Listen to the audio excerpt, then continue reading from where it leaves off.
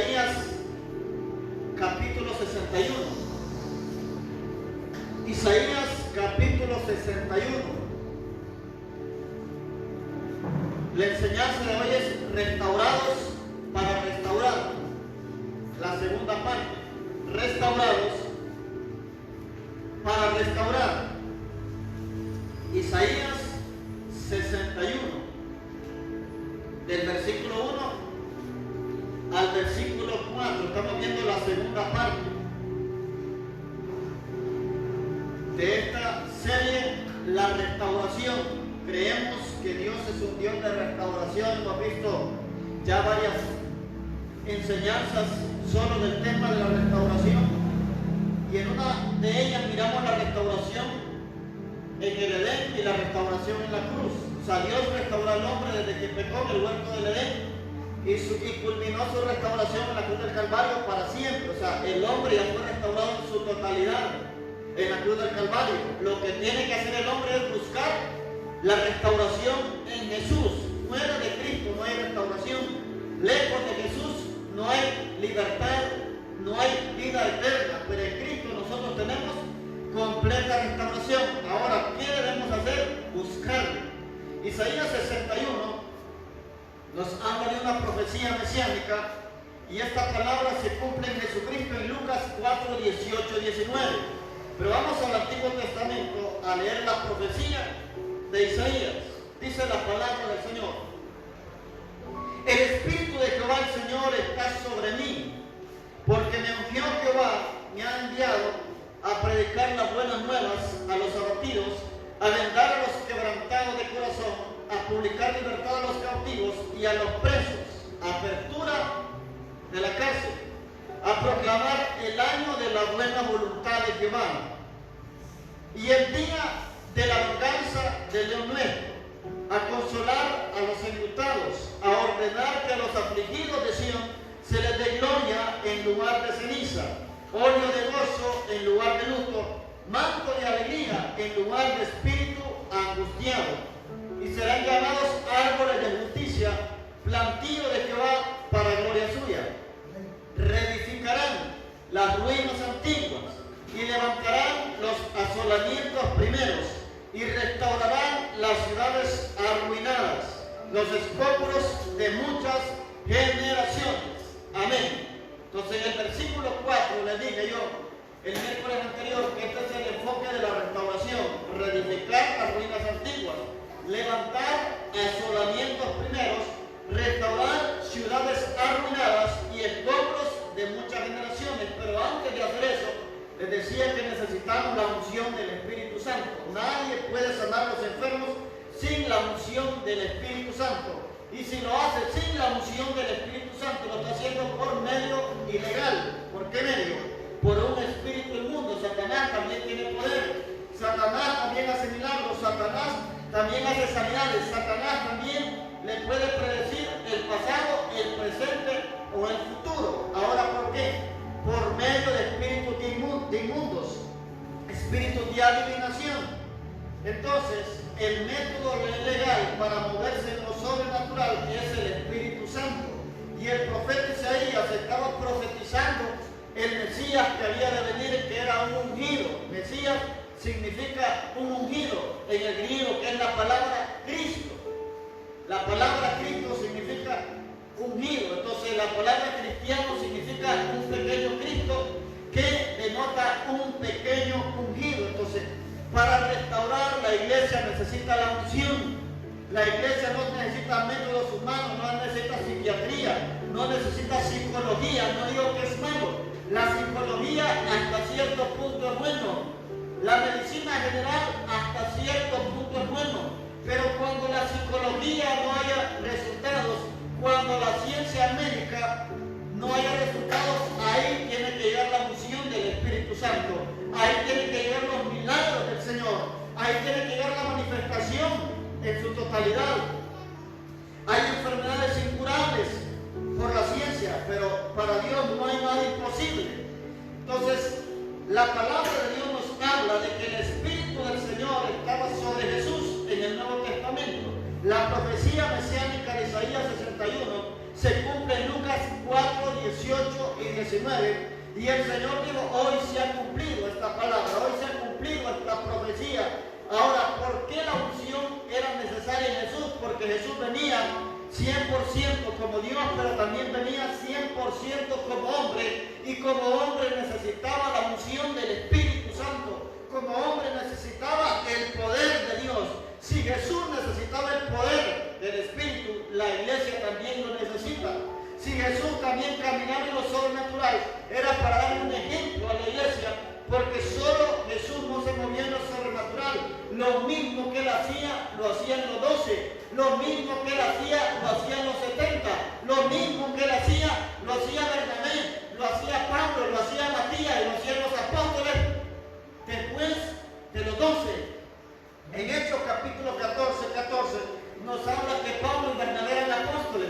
Ellos se movían en lo sobrenatural. Apolos también se movía en lo sobrenatural. O sea, la iglesia del Señor siempre se ha movido en el poder sobrenatural desde que Cristo vino. Una de las señales de que Cristo está en la iglesia es que los milagros tienen que ocurrir, es que el poder tiene que ocurrir. Pero les voy a decir algo, el agente que trae lo sobrenatural en esta generación se llama Espíritu Santo.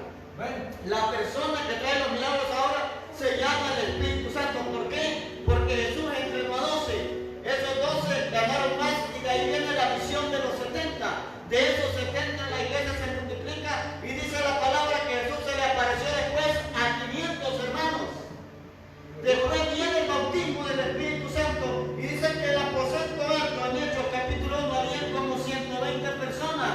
Ahí empieza la iglesia a caminar en lo sobrenatural, no por Jesús, sino por el Espíritu de Cristo que habitaba en la iglesia, que se llama Espíritu Santo. Entonces Jesús preparó a los 12 en lo sobrenatural, impartió a los 70 de lo sobrenatural, pero después viene el Espíritu Santo e imparte ese fuego a los 120 del aposento alto. Y desde el aposento alto hasta el día de hoy necesitamos ese poder, ese fuego para restaurar. Por eso la iglesia se multiplicaba. Por eso dice que el primer sermón de Pedro se ganó a 3,000 personas. El segundo sermón de Pedro se ganó a 5,000 personas. ¿Por qué? Porque Pedro era elocuente, porque Pedro tenía palabras, no, porque el Espíritu Santo estaba sobre Pedro. Y dice la palabra que Pedro no necesitaba poner las manos, solamente pasaba la sombra de él y los enfermos se sanaban. O sea, cuando yo tengo al Espíritu Santo, aún mi sombra carga poder, aún mi sombra carga manifestación, aún mi sombra carga la unción. Ahora, ¿por qué? Porque el Espíritu Santo está en la iglesia, el Espíritu Santo está sobre cada uno de ustedes. Usted tiene poder en sus manos para restaurar. Yo sé que sus hijos muchas veces se les enferman a medianoche de fiebre. Ore por ellos, úngales con aceite. Muchas veces los niños se despiertan 11, 12, 1 de la mañana y pegan un solo grito, reprenda todo el espíritu inmundo. No ande buscando la lechuza, échale fuera la lechuza. Es que los brujos operan en la noche, operan en la madrugada. Y muchas veces cuando no pueden atacar al adulto, comienzan a atacar a los niños. Comienzan a manifestar pesadillas en los niños. Hay niños que sueñan pesadillas. Ahora, ¿por qué? Porque los espíritus malos vienen, pero para eso hay autoridad. Para eso hay un padre y una madre que está despierto para orar por ellos, para clamar por ellos, para unir su casa, para unir su territorio. Ningún animal se mete a su casa si no hay autorización, si no hay un cerco. Entonces, pero cuando el cerco baja, cualquier animal se mete. Entonces, no dejemos que el cerco de la oración se apague. Entonces, en Lucas 4, 18, 19, solo es un repaso, les decía que Jesús vino a 5 cosas y mencionamos los verbos. ¿Cuáles eran los verbos? En Lucas 4, 18 y 19, lo primero que dice es que Jesús fue ungido. ¿Para qué fue ungido Jesús? Para dar buenas nuevas a los pobres, o sea, ir a evangelizar. No solamente es hablar de Jesús, se necesita la unción de Dios para salir a evangelizar. Porque en el evangelismo usted se puede encontrar gente endemoniada. En el evangelismo se puede encontrar gente enferma, gente que necesita un milagro, gente que necesita una palabra profética. Aún lo profético es un milagro. Cuando usted da una palabra de ciencia es un milagro, aunque no lo vea como milagro, usted lo puede ver como revelación.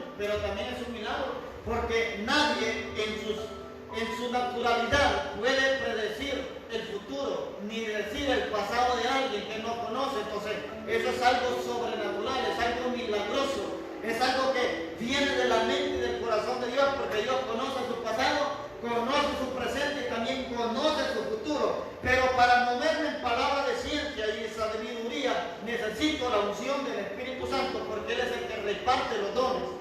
Ungido. Decíamos que la número 2 era enviado para sanar a los quebrantados de corazón. Jesucristo fue enviado, o sea, tenía autoridad legal. Cuando usted es enviado al evangelismo, usted va bajo autoridad.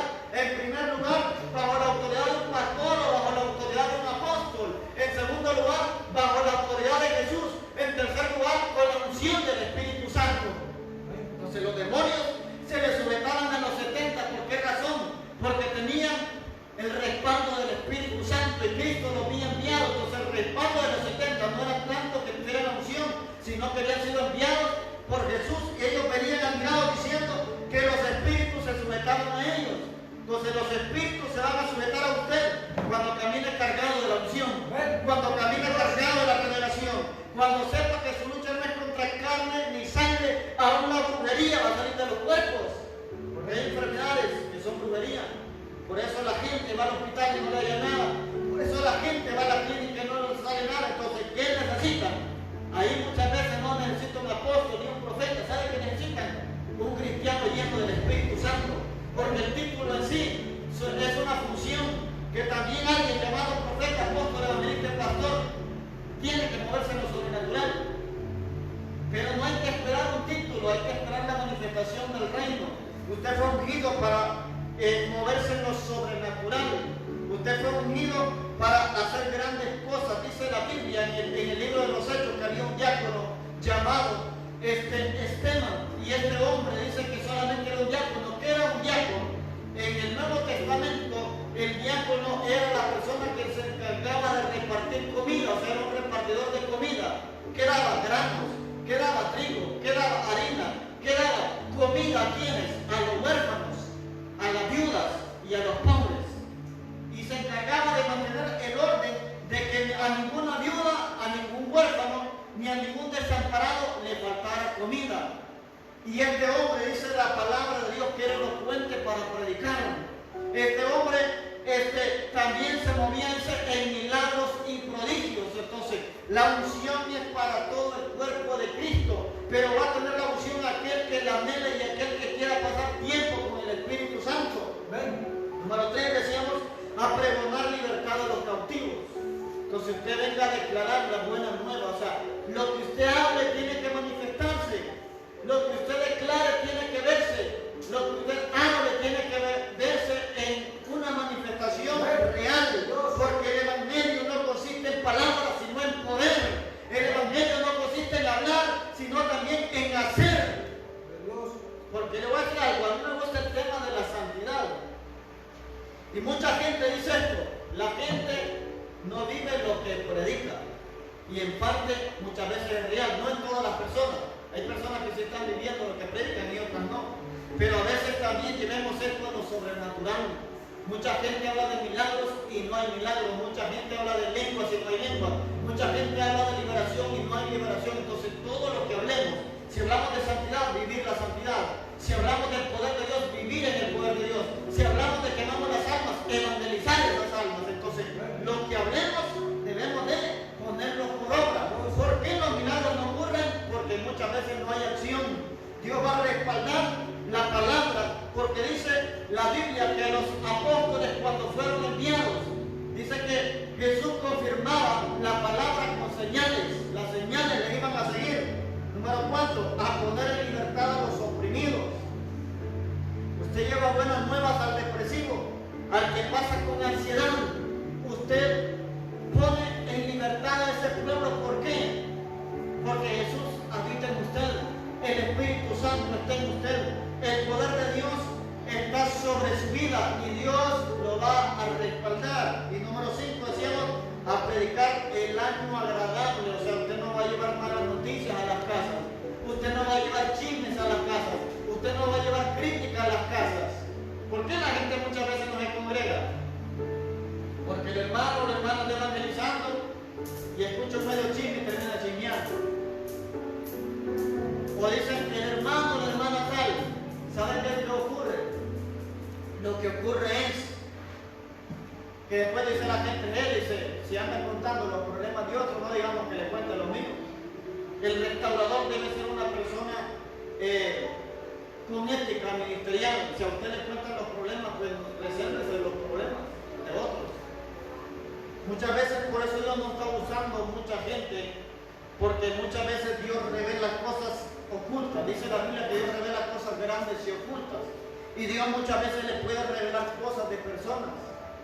Entonces, si Dios me revela algo de una persona, le voy a decirle a la persona, no lo voy a andar diciendo generalmente. Si supiera lo que me dijo Dios del hermano, si supiera lo que me dijo Dios del hermano, y tal vez el hermano ni sabe ni se da cuenta, pero otra gente ya se supo la mitad de la congregación.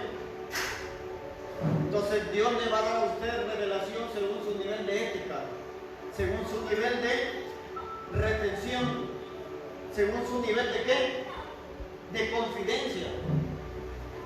Les he dicho que Dios a mí me ha revelado nombres de personas que me critican, y entre esas personas hay pastores.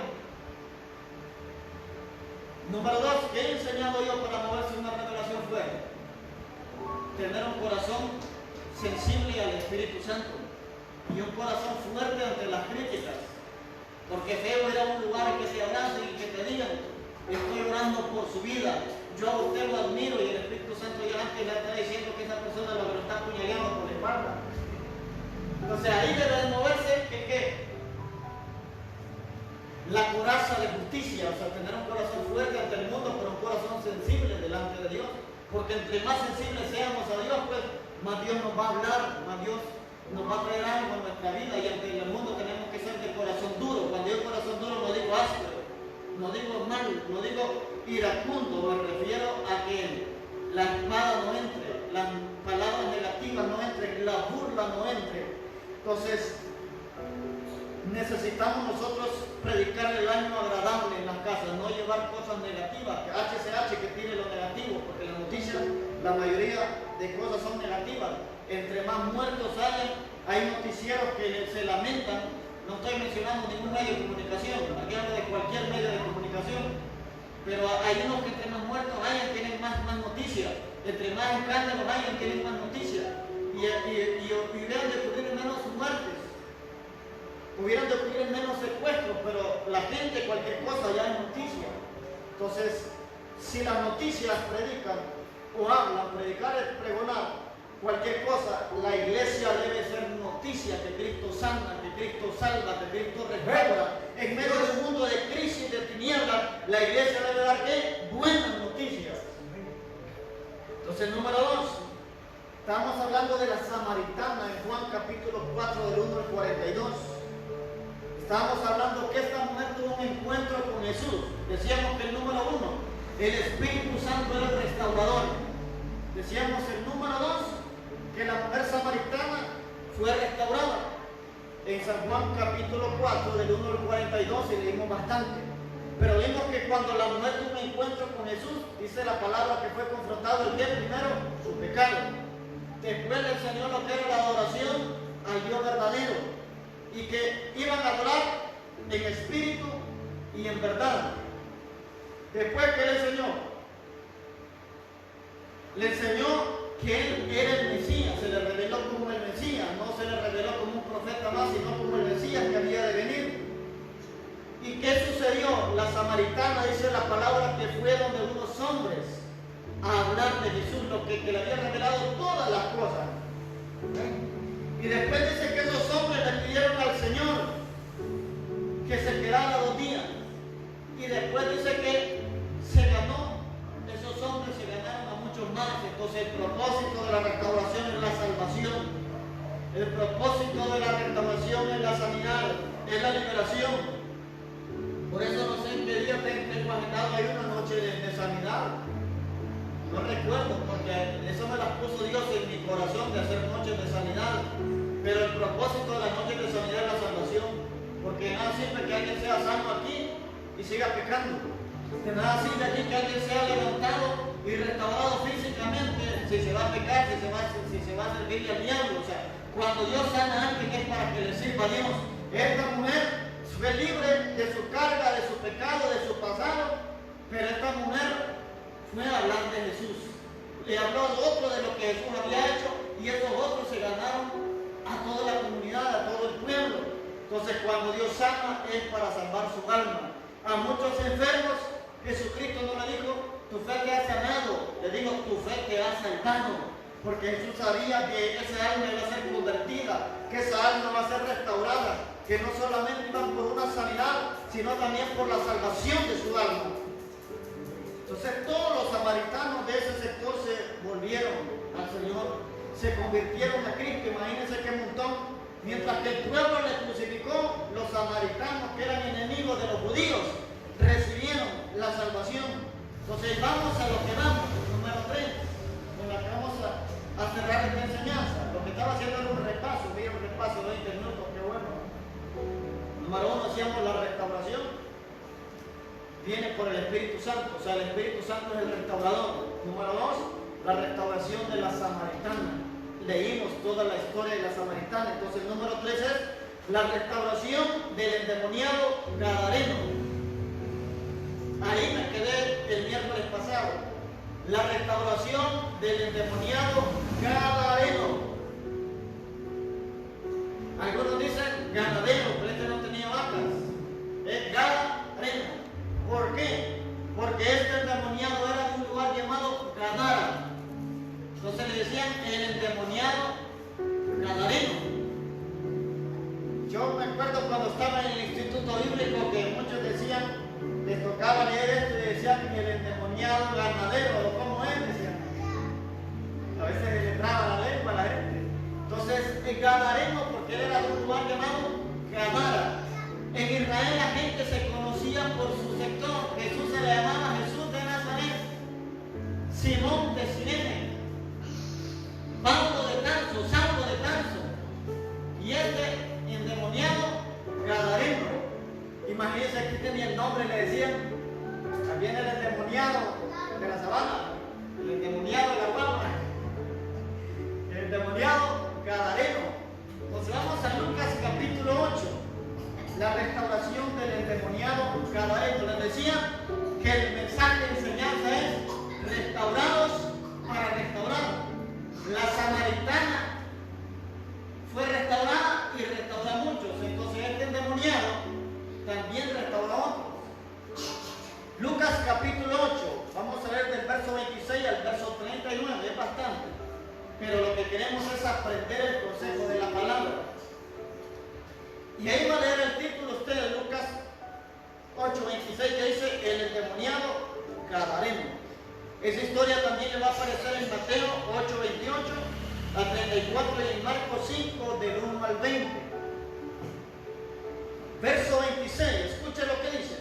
Y arribaron a la tierra de los gadarenos, no de los ganaderos, de los gadarenos, que está a la ribera opuesta a Galilea. Al llegar él a la tierra, vino a su encuentro un hombre de la ciudad endemoniado. Mire que hasta los endemoniados venían a Jesús desde hacía mucho tiempo, y no vestía ropa ni moraba en casa, sino en los sepulcros. Este, al ver a Jesús, lanzó un gran grito y postrándose a sus pies, exclamó a gran voz: ¿qué tienes conmigo, Jesús, Hijo de Dios Altísimo? Te ruego que no me atormentes. Escuche, ¿por qué le salió? Porque no quería ser atormentado. Ahora, ¿por qué no quería ser atormentado? Número 1, la expulsión de los demonios atormenta a los espíritus. Le voy a contar una historia que me pasó allá en Tenga. Estamos en el verso 28. Una vez estaba yo orando por una muchacha. Esa muchacha tenía un espíritu llamado Jezabel. Entonces cuando yo comencé a orar por esa joven, empezó a llorar. Pero después vino el espíritu de Jezabel, que estaba a la par de ella, y también comenzó a llorar. Mientras yo oraba, ese espíritu comenzó a llorar y se hincó. Aquí en la palabra, por eso toda revelación debe ir de acuerdo a la Biblia. Ese espíritu de Jezabel se hincó delante de mí. ¿Qué significa eso? Se llama autoridad, no significa adoración. Dice que este endemoniado salió corriendo, se encontró ante Jesús. Los demonios no adoran, pero los demonios saben quién carga autoridad. Entonces él se encontró delante de Jesús y sabía que Jesús lo podía expulsar. Entonces ese espíritu de Jezabel viene y se postra y se puso a llorar. ¿Y sabe lo que me dijo ese demonio? No le hablo de la muchacha, le hablo del espíritu que estaba a la par de la muchacha. Me dijo ese espíritu, no me saques de aquí, no me saques de ella. Yo le pregunté por qué. La muchacha no estaba llorando y hacía unos gestos bien feos, pero yo me puse a hablar en sí con el espíritu que estaba a la par. Entonces el espíritu me dice, es que siempre que me sacan, a mí los demonios me atormentan, a mí los demonios me castigan, a mí los demonios me torturan. Siempre que un demonio, me dijo, es asignado a una persona, ahí hablo de cualquier demonio, demonio de escasez, demonio de contienda en el matrimonio, espíritu de Jezabel, es cualquier espíritu inmundo. Me dijo, cuando me sacan de un lugar, los demonios me atormentan y me castigan. Ahora yo le dije, ¿por qué? Porque a mí me mandaron a destruir el matrimonio de ella y si yo regreso me van a castigar. O sea, así trabajan los demonios, los ángeles no. El demonio siempre trabaja bajo una instrucción, bajo una misión, pero también trabaja bajo autoridad y también es subyugado bajo el temor. Si los demonios no cumplen una misión, ellos son castigados, ellos son torturados por espíritus de mayor rango.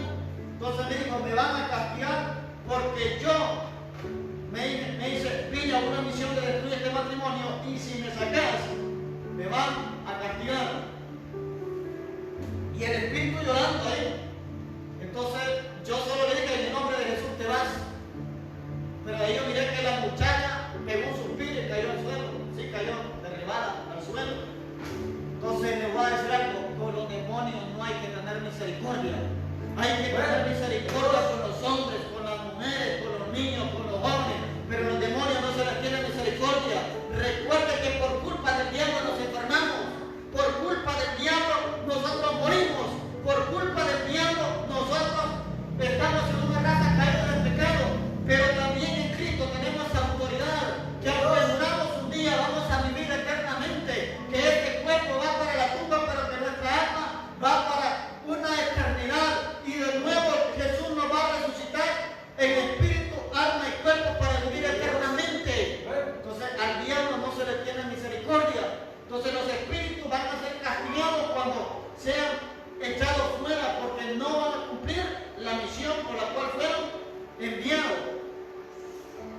28 termina, dice, te ruego que no me atormentes. 29. Porque mandaba al espíritu inmundo que saliese del hombre, pues hacía mucho tiempo que se había apoderado de él, y le ataban con cadenas y grillos, pero rompiendo las cadenas era impelido por el demonio a los desiertos. O sea, él se iba al desierto, aún siendo amarrado, rompía las cadenas. 30. Y le preguntó a Jesús diciendo, ¿cómo te llamas? Y él le dijo, Legión, porque muchos demonios habían entrado en él. Número 2. Ahora aquí va a ver, por eso es importante leer la Biblia. La gente dice, Jesús solamente expulsaba los demonios, no se ponía a platicar con ellos. Pero ¿qué dice ahí? Se puso a platicar con el demonio. Pero no con todos los demonios se platica. No a todos. ¿Usted cree que Jesús no sabía cómo se llamaba? ¿Usted cree que Jesús no sabía cuántos demonios? Sí sabía, pero muchas veces hay que preguntar a los demonios. Pero no es que usted va a andar a todos los endemoniados preguntándole cosas. Si usted siente en el Espíritu, haga lo que el Espíritu Santo le indica. O sea, preguntarle algo a un demonio no es malo, siempre y cuando usted sea dirigido por el Espíritu Santo. Pero si usted siente expulsado de un solo, expúlselo. No ande conversando ni nada, mándelo lo más rápido posible. Porque como usted no lo tiene, pero el que lo tiene, ¿qué? Es subyugado, es atormentado, es deprimido, camina con ansiedad, se quiere suicidar, se quiere matar la persona. Y este demonio le dijo que el nombre era Legión, porque muchos demonios habían entrado en él. 31. Y le rogaban que no lo mandase ir al abismo. Había ahí un hato de muchos cerdos que pasían en el monte, y le rogaron que los dejase entrar en ellos, y les dio permiso. Y los demonios salidos del hombre entraron en los cerdos, y el asno se precipitó en un despeñadero al lago y se ahogó. O sea, ¿quiénes se ahogaron? Los demonios no, pero los cerdos sí. Y los que apacentaban los cerdos, cuando vieron lo que había acontecido, huyeron, o sea, del miedo. Y yendo dieron aviso en la ciudad y por los campos, y salieron a ver lo que había sucedido. Y vinieron a Jesús y hallaron al hombre de quien habían salido los demonios, sentado, ¿a dónde estaba? A los pies de Jesús. Pero ¿qué quiere hacer mucha gente? Quiere liberación, quiere sanidad, pero quieren estar a los pies de quién? De las ferias, a los pies de la discoteca, a los pies del pecado. Dice que si Dios me libera es para estar a los pies de Cristo. Si Dios me libera es para estar en su presencia. Entonces Dios le fue a los pies del Señor, pero dice vestido y en su cabal juicio, y tuvieron miedo. 36. Y los que lo habían visto le contaron cómo había sido salvado el endemoniado. Entonces toda la multitud de la región alrededor de los gadarenos le rogó que se marchase de ellos, pues tenían gran temor.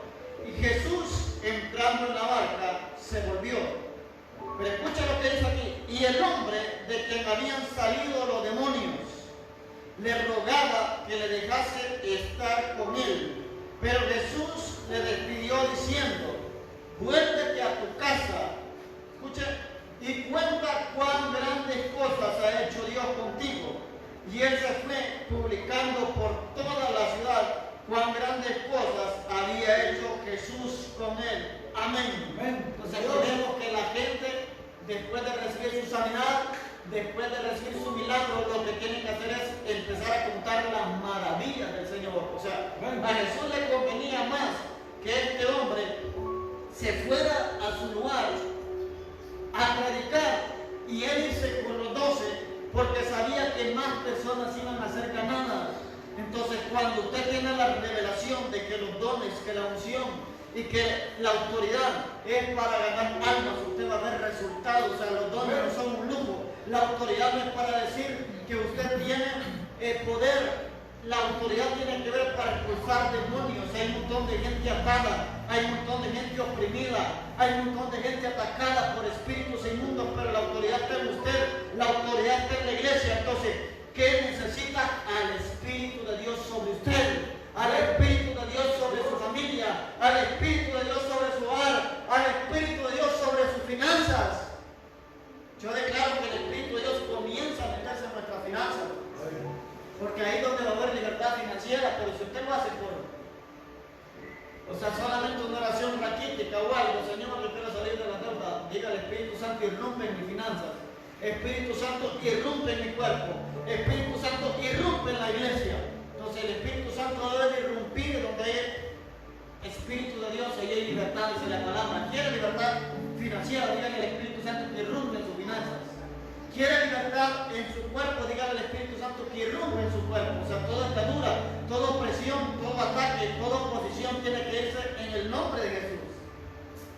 Entonces, le voy a hablar los elementos de este pasaje, de la restauración del endemoniado gadareno. Primero hablamos de la restauración de la samaritana, ahora la restauración a la samaritana. Fue a contar a su pueblo, al endemoniado le dijo a Jesús: no me sigas, ve a contar lo que yo he hecho contigo. Porque sabe que después no solo el endemoniado, que ya no era endemoniado, imagínate que todavía siendo endemoniado y el hombre ya fue libre. ¿Por qué se conoce este hombre? Por el endemoniado, pero ya no es endemoniado, Jesús lo liberó. Y no dice la palabra que más adelante se endemonió de nuevo, como los jóvenes hoy, lo libera hoy. Ya no mismo está pataleando de nuevo. No es que no fue liberado bien, pero que todavía camina viendo a Michael Jackson, haciendo las mandinetas para atrás, haciendo el símbolo de y señales raras, como se le va a meter un demonio. Entonces la liberación se cuida, la liberación se mantiene en las puertas cerradas. Entonces dice el versículo 27 que este hombre, ¿cómo caminaba? Desnudo. Este hombre estaba desnudo. Ahora, ¿por qué? Porque este hombre estaba endemoniado.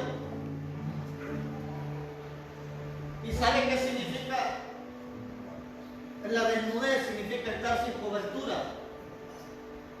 Dice que este hombre vivía en medio de los cementerios, en medio de los sepulcros, pero había una condición: este hombre estaba desnudo y estaba en los sepulcros. ¿Qué significa eso? Cuando la gente está sin Cristo, está sin cobertura y está en lugar de ¿qué? De muerte. El cementerio es un lugar de muerte. Entonces, estar desnudo significa estar sin cobertura. Entonces, la iglesia es la cobertura de muchos pueblos para que venga el Señor, porque la gente no debe morir, la gente debe de vivir. El que no tiene a Cristo está en lugar de muerte. El que no tiene a Cristo, las discotecas son lugar de muerte. Que la gente piensa que son el barrio de los acostados, igual que el lugar de muerte. No, ya están muertos, ellos están esperando el juicio, el tribunal de Cristo, uno, y el otro, el gran trono blanco o la austral. ¿Cuál de los dos quiere ir? ¿Al tribunal de Cristo o al gran trono blanco? El tribunal de Cristo es para juzgar a la iglesia. El gran trono blanco es para juzgar a los que no fueron iglesia. Hasta cristianos van a juzgar en el gran trono blanco si no anduvieron como la palabra dice. Es que aquí no hay que andar como el apóstol dice, como el profeta dice, como el evangelista dice. Aquí hay que andar como la palabra dice. Porque hay gente que no dice afuera, es que a vos un pastor te puede otra cosa, que es la Biblia que le va a decir. Yo no le puedo obligar a que cambie áreas, pero sí le puedo enseñar a que cambie áreas. Eso no es mi trabajo obligarlo, pero mi trabajo sí es enseñarle. Porque el que va a hacer la obra de usted se llama el Espíritu Santo. Pero hay gente que tiene 15 años de ser cristiano y dice que todavía Dios me tiene un proceso. Sí, yo sé que vamos a tener proceso hasta que Cristo venga. Pero hay gente que lleva años y sigue con las mismas mañas, sigue con los mismos malos hábitos, sigue con las mismas malas costumbres. O sea, si tenía 20 malos hábitos, por lo menos ya tiene que llevar 15. Por lo menos tiene que llevar 10, pero algo que tiene que cambiar. Pero si viene con 20 y tiene 25, o sea, como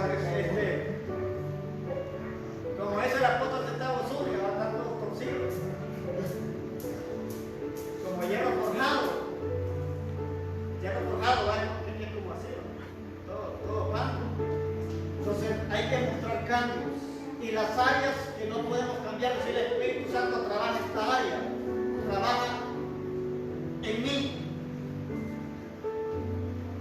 Pero hay gente que lleva años y todavía sé que Dios está trabajando en ellos, pero trabajando cosas de recién convertido. Dios sigue trabajando en mí, pero hay un montón de cosas que yo he cambiado. Por eso hoy me río en vez de... O sea, cuando miren a alguien que es callado, que se ríe mucho, tengan cuidado. Porque si se deja de reír, ahí hay un macanazo. A veces se ríe por estar golpeando. Entonces, ¿qué hace el Espíritu Santo? Transformar su mente, su acción, su cambio. Entonces, sin Cristo estamos desnudos y estamos en lugar de muerte. En las esquinas les gusta llevar a la gente al lugar de muerte. Entonces están desnudos y están en los sepulcros. En el versículo 28 dice la Biblia que los demonios habitaban en este hombre. Los demonios estaban, y no eran poquitos, eran muchos demonios, por eso se llamaba legión. O sea, los demonios también tienen nombre. Muchas veces a los demonios, les vuelvo a repetir, hay que preguntarles hasta cómo se llaman.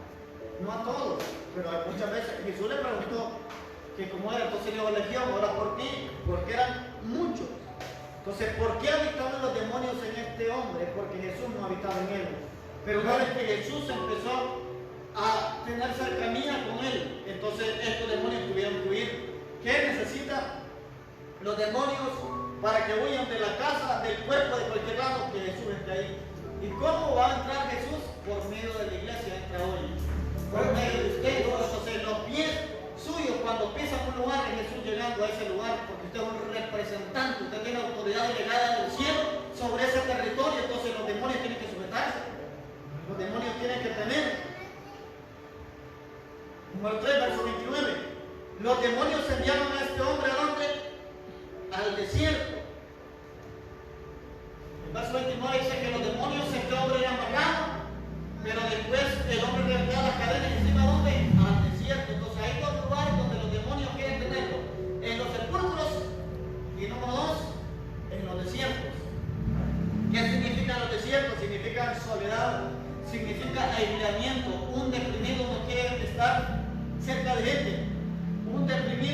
No quiere estar rodeado de personas. Entonces, cuando nosotros vamos a un lugar, ¿qué debemos hacer? Traer libertad. Y después de este hombre de estar solo en los cementerios, después este hombre, después de estar solo en los desiertos, Dios lo mandó más bien que habitar en medio de hombres contando las maravillas de Dios. O sea, este hombre dejó de vivir en los desiertos. Entonces el desierto viene por causa de los espíritus inmundos, aunque no todos, hay desiertos que Jesús los permite. Entonces, el desierto que es permitido por Satanás, que es enviado por Satanás, es para matarlo, para que usted se muera en el desierto, para que usted se muera en la soledad, para que nadie lo rescate, para que nadie lo apoye, es un lugar de aislamiento. Pero el desierto que es permitido por Dios es para pulirlo, es para que vea su gloria y es para que dependa de Él. Entonces, lo que Dios usa para formarlo, el diablo muchas veces lo usa para matarlo. Pero si Dios está ahí, Dios lo va a traer en libertad y en completa restauración. Verso 31. Los demonios le temen a la autoridad de Cristo. Entonces, cuando usted ejerce autoridad, los demonios van a tener miedo no de usted, sino de Cristo que habita en usted, sino del Espíritu que habita sobre usted. El verso siguiente nos dice que los demonios pedían ser enviados ¿a dónde? A los cerdos. El cerdo es un animal inmundo para los judíos. El cerdo también representa a los demonios. El cerdo representa la suciedad, y los demonios siempre van a estar en lugares desérticos, los demonios siempre van a estar en lugares secos, los demonios van a estar en lugares de muerte, y también los demonios van a estar ¿en qué? En lugares de suciedad, en lugares ilícitos, en lugares inmundos, en lugares donde la iglesia no puede estar. Yo puedo estar en un lugar sucio para llevar salvación, para llevar liberación, pero no puedo estar en un lugar sucio para seguirme ensuciando con el pecado. Entonces la luz tiene que estar donde hay tinieblas, pero que las tinieblas no apaguen la luz que habita en usted. Pero ¿qué sucedió? Lo primero que sucedió fue que los cerdos se ahogaron. Eso es algo simbólico. Cuando Cristo llega, los demonios salen y entonces eso va a tener que desaparecer. Los cerdos jamás volvieron a ser vistos, o sea, los demonios jamás volvieron a ser vistos. ¿Por qué?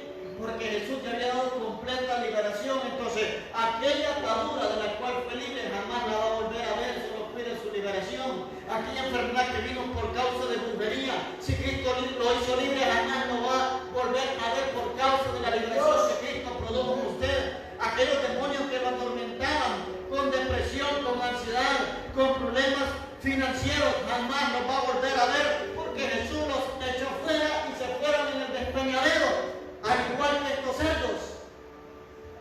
O sea, esos cerdos fueron inevitablemente que lo volvieran a ver, se fueron al despeñadero y ahí murieron. Ahí acabó su misión, la misión de los demonios.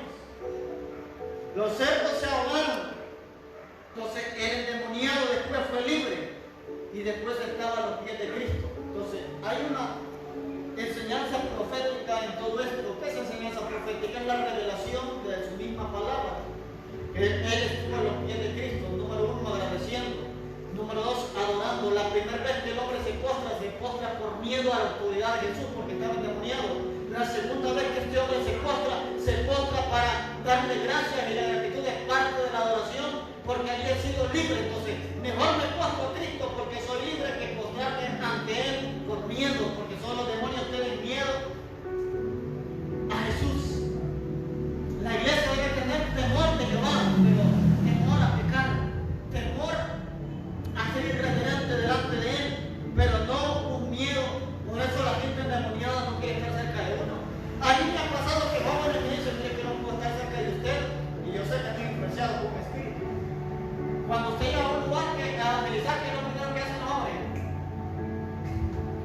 no crea que son ellos, son los espíritus. Tal vez no tienen en posesión, pero andan en influencia. Lo primero que hacen es que se van. Pero si llega usted con un litro de guarda y todo, lo rodean, lo van a meter en un vaso, es imposible, ¿verdad? ¿Cierto? Entonces lo primero que hacen los jóvenes cuando andan evangelizando es que se van, no lo quieren escuchar. Porque la palabra que transforma, el diablo siempre va a impedir que sea escuchada, pero es inevitable que el diablo se la iglesia, porque hay promesa que ni las puertas del Hades va a prevalecer contra la iglesia del Señor.